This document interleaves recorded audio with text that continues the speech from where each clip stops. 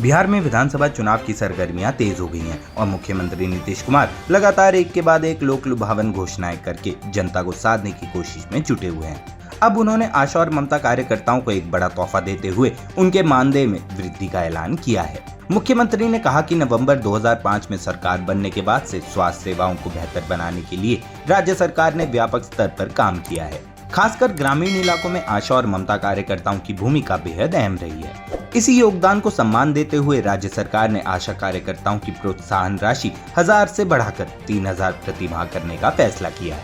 वहीं ममता कार्यकर्ताओं को हर प्रसव पर अब 300 के बजाय 600 की प्रोत्साहन राशि दी जाएगी।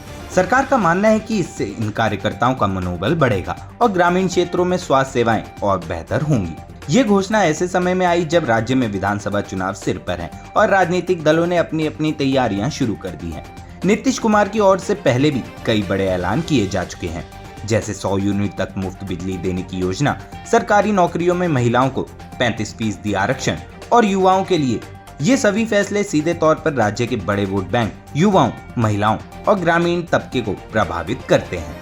राजनीतिक विश्लेषकों का मानना है कि ये घोषणाएं नीतीश कुमार की चुनावी रणनीति का अहम हिस्सा हैं, जिनके जरिए वे अपने पुराने समर्थन आधार को मजबूत करने की कोशिश कर रहे हैं। इस बार चुनाव में मुकाबला एनडीए वर्सेस महागठबंधन होगा, जिसमें एनडीए में बीजेपी, जेडीयू, एलजेपी रामविलास, हम पार्टी और उपेंद्र कुशवाहा की पार्टी शामिल है। वहीं महागठबंधन में आरजेडी, कांग्रेस और वाम दल शामिल हैं।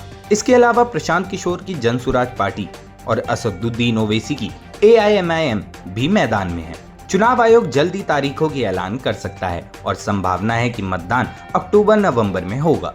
कुल 243 सीटों वाले इस विधानसभा में बहुमत के लिए किसी भी पार्टी या गठबंधन को 122 सीटें जीतनी होंगी। ऐसे में बड़ा सवाल ये है कि क्या नीतीश कुमार की ये घोषणाएं वोटर्स को प्रभावित कर पाएंगी? क्या आशा और ममता कार्यकर्ताओं को मिले इस प्रोत्साहन का फायदा चुनावी नतीजों में दिखेगा या फिर जनता बदलाव के मूड में है? चुनावी नतीजे इस पर निर्णायक जवाब देंगे।